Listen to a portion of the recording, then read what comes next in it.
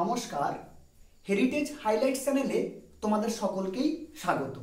আমার কথা অনুযায়ী আমি আবার নিয়ে চলে এসেছি তোমাদের সামনে নতুন একটা ভিডিও।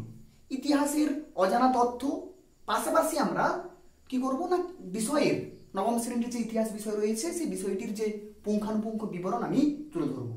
তো আমার ভিডিওটিকে যদি ভালো লাগে অবশ্যই লাইক করবে, সাবস্ক্রাইব করতে ভুলবে না এবং শেয়ার করবে। তো মানুষের জীবনে স্মৃতির যে স্থান, জাতির জীবনে ইতিহাসের সেই স্থান। ডক্টর সর্বপল্লী রাধাকৃষ্ণন। ইতিহাস মানুষকে ভবিষ্যতের পথকে, মানুষের ভবিষ্যৎ পথকে কি করে না, সুগম করে। তো ইতিহাস না জানলে আমরা কিন্তু বাস্তবের পথে চলতে খুব অসুবিধা হবে। তাই আমরা দেরি না করে আমরা প্রথম অধ্যায়ের যে সেকেন্ড পার্ট সেটা নিয়ে আলোচনা করব। প্রথম পার্টে আমরা যে আলোচনা করেছিলাম ফরাসি বিপ্লবের কারণ বা ফ্রেঞ্চ রেভলিউশনের যে কজেস বা কারণ ছিল। তাহলে এখানে আমরা যে বিষয়টি আলোচনা করছি বা আমি যেটি আলোচনা করছি সেটা হচ্ছে ফরাসি বিপ্লবে দার্শনিকদের ভূমিকা কি ছিল, বা পরীক্ষায় অনেক সময় আসে যে ফরাসি বিপ্লব কি দার্শনিক বিপ্লব ছিল, এভাবে ঘুরে আসে। তাহলে উত্তর আমাদের একটাই হবে। তো আমরা বলতে পারি যে কোনো বিপ্লবের পূর্বে মানুষের চিন্তা জগতে বা ভাব জগতে একটা বিপ্লব আসে। এই ফরাসি বিপ্লবও তার ব্যতিক্রম কিন্তু ছিল না।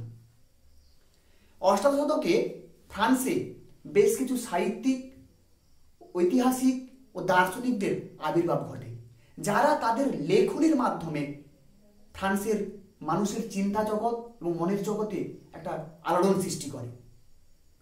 তারা প্রচলিত ব্যবস্থা, বিশেষ করে সামাজিক, রাজনৈতিক, অর্থনৈতিক ব্যবস্থার পরিবর্তনের সওয়াল হয়েছিলেন এবং তাদের লেখনীর মাধ্যমে মানুষ তাদের স্বাধীনতা, ব্যক্তিগত অধিকার সম্পর্কে সচেতন হচ্ছেন এবং পুরাতন তন্ত্রের মৃত্যুর দিনকে সামনে তুলে ধরেছিলেন এই ফরাসি বিপ্লব।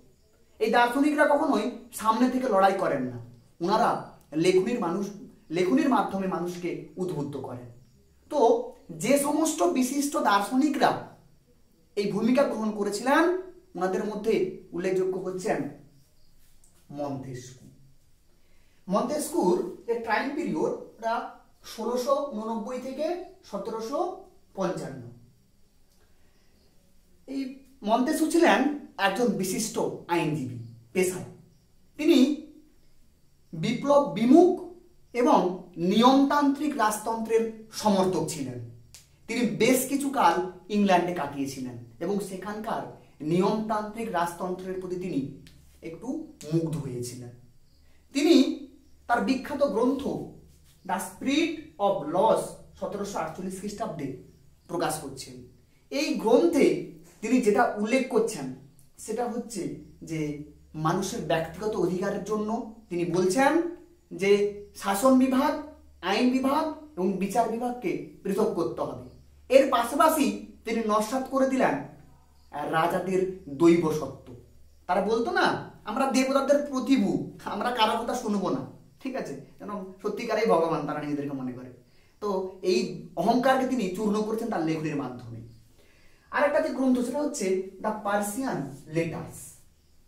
এই পার্সিয়ান লেটার্সে তিনি প্রচলিত সামাজিক, অর্থনৈতিক, রাজনৈতিক এবং ধর্মীয় কুসংস্কারের বিরোধিতা তিনি করছেন। তারপরে আমরা যার নাম জানবো তিনি হচ্ছেন ভলতেয়ার। ভলতেয়ার কিন্তু তার ছদ্মনাম, ডাক নাম। এনার প্রকৃত নাম হচ্ছে ফ্রাঁসোয়া মারি আরুয়ে। কি বললাম? ফ্রাঁসোয়া মারি আরুয়ে এর প্রকৃত নাম। ইনি 1694 থেকে 1778। ইনি ছিলেন কবি, নাট্যকার, প্রাবন্ধিক, সাহিত্যিক, দার্শনিক এবং সমকালীন ইউরোপের সাহিত্য জগতের মধ্যমণি এবং সাহিত্য জগতে ওনার অসামান্য প্রতিভা রয়েছে। তিনিও কিছুকাল ইংল্যান্ডে কাটাচ্ছেন এবং ইংল্যান্ডের সমাজকে তিনি বলছেন মুক্ত এবং প্রগতিশীল। এবং তিনি তার যে গ্রন্থ, একটা হচ্ছে কাদিদ, একটা হচ্ছে লেতর ফিলোসফি, এই দুটি গ্রন্থে তৎকালীন পরিস্থিতি সম্পর্কে তুলে ধরেছেন। তিনি ঈশ্বরবাদী ছিলেন এবং ঈশ্বর ও ধর্মের কথা তিনি বারে বারে বলছেন। কিন্তু ক্যাথলিক গির্জার ভণ্ডামিকে তিনি জনসমক্ষে তুলে ধরেছেন। তিনি ধর্মীয় কুসংস্কার তিনি মানছেন না এবং তার লেখনের মাধ্যমে মানুষের মধ্যে তার নব দিগন্তের সঞ্চার করছেন, যার মাধ্যমে মানুষ ফরাসি বিপ্লবে সামিল হচ্ছে। বিশেষ করে বুর্জোয়ারা তারা কি করছেন, উদ্বুদ্ধ হচ্ছে। তারপরে যার নাম আমরা না জানলে ফরাসি বিপ্লবের কথা শোনাটাই আমাদের বৃথা, বা ফরাসি বিপ্লবটা জানাশোনাই আমাদের বৃথা, সেটা হচ্ছে তিনি হচ্ছেন রুশো। তোমরা দেখতে পাচ্ছ বোর্ডে লেখা আছে রুশো 1712 থেকে 1778। এই রুশো ইনি ঝড়ের পাখি নামেও পরিচিত এবং ফরাসি বিপ্লবের জনক নামেও পরিচিত। তিনি ছিলেন বিশিষ্ট, প্রভাবশালী এবং প্রগতিশীল একজন দার্শনিক। তিনি তার গ্রন্থ অসাম্যের সূত্রপাত, এই গ্রন্থে তিনি বলছেন যে মানুষ সমান অধিকার নিয়েই কিন্তু জন্মগ্রহণ করে, কিন্তু পারিপার্শ্বিক পরিবেশ, স্বার্থপর পরিবেশ এবং লোভী ব্যক্তিত্বরা কি করে, তাদের অধিকারকে কেড়ে নেয়।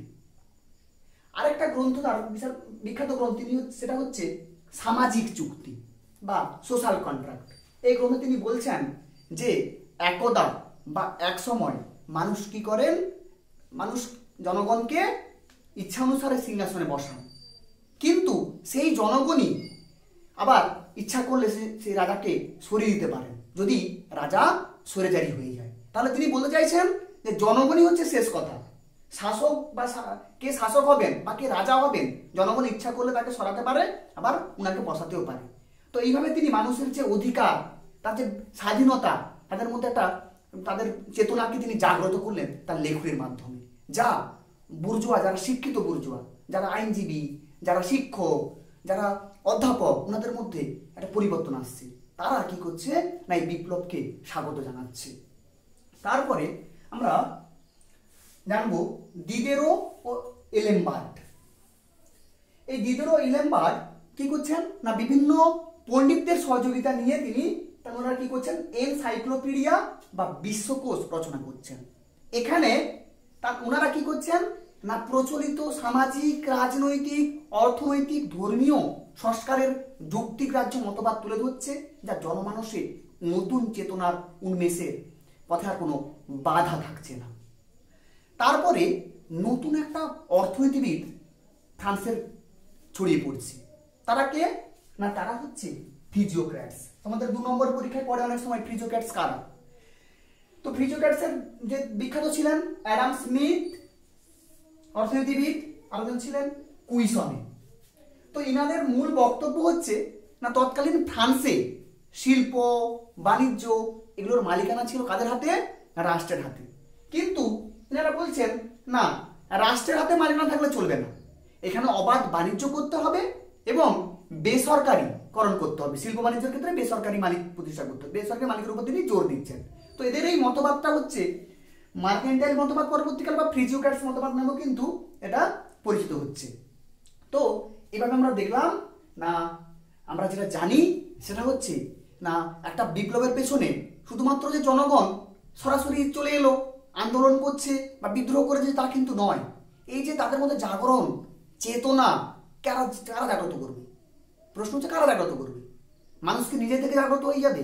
তখন তোমরা যতটা শিক্ষিত ছিল না, সবাই তো শিক্ষিত নয়। তাহলে এদেরকে জাগ্রত করার পেছনে বা তাদেরকে উন্মেষের পেছনে তাদের ভূমিকা হচ্ছে দার্শনিক।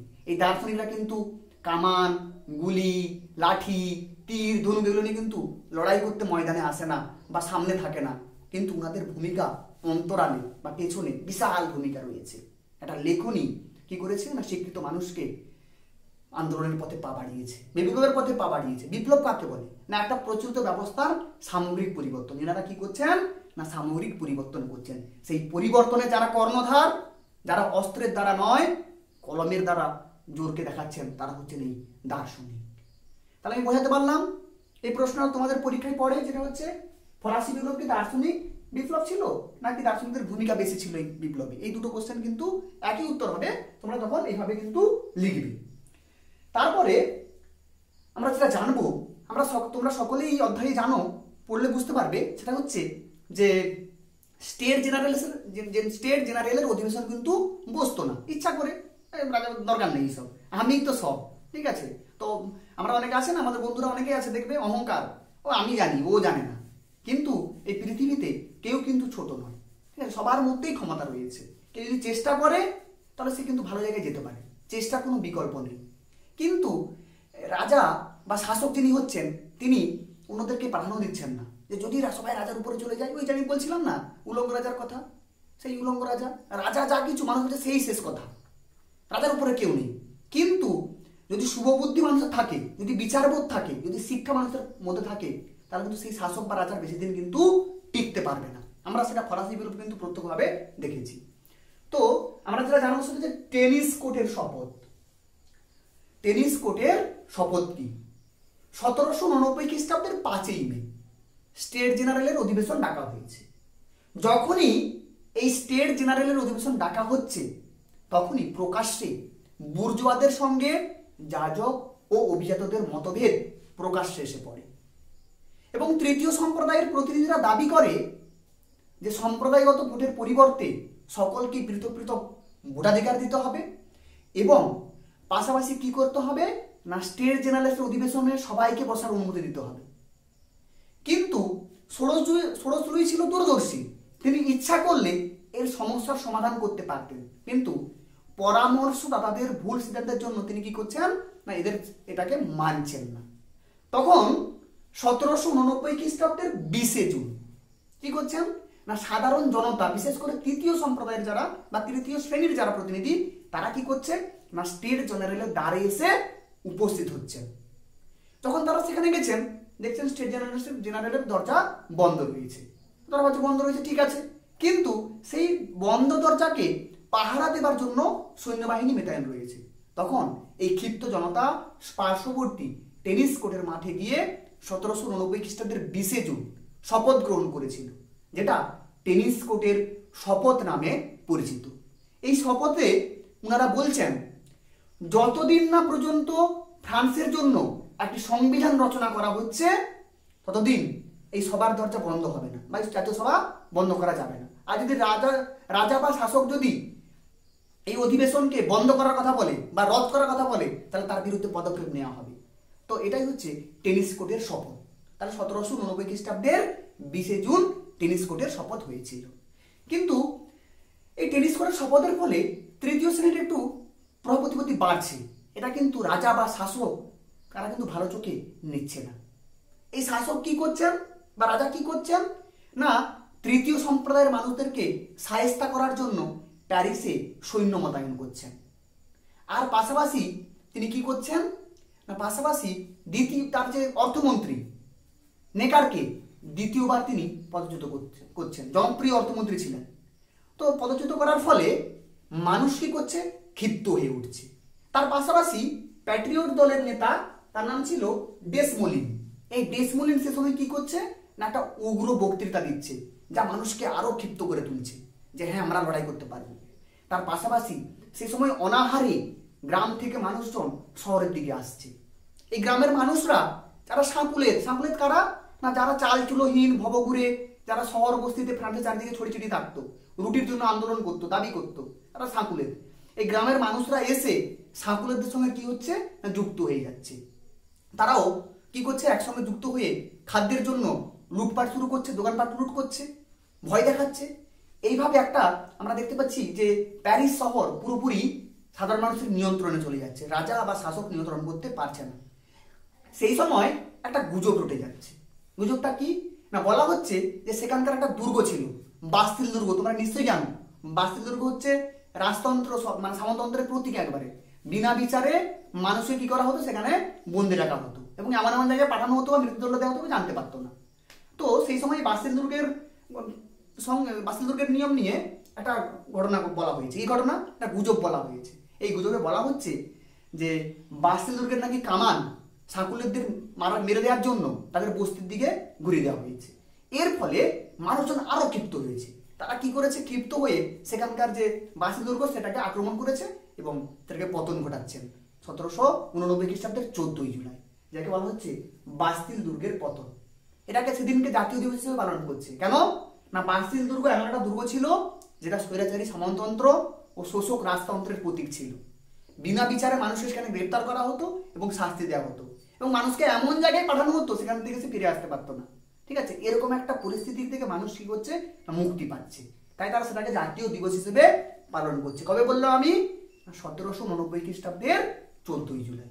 তাহলে আমাদের আলোচ্য বিষয় আজকে আমরা দুটো বিষয় নিয়ে আলোচনা করেছি, একটা হচ্ছে দার্শনিক বিপ্লব, আর ছিল পেরিস্কোরের শপথ, আর ছিল বাস্তিল দুর্গের পতন। তোমরা যদি আমার এই ইতিহাস ক্লাসগুলোকে ভালো করে দেখো, বোঝো আমি কিন্তু প্রতিটা বিষয়ের টপিকের ভেতরে যাচ্ছি এবং পুঙ্খানুপুঙ্খ আলোচনা করছি। তোমরা যদি নিজেরা ভিডিওটা শোনো বা দেখো তাহলে কিন্তু খুব উপকৃত হবে। আর পাশে থাকবে অবশ্যই, আমরা পরবর্তী ভিডিওতে আবার আসবো।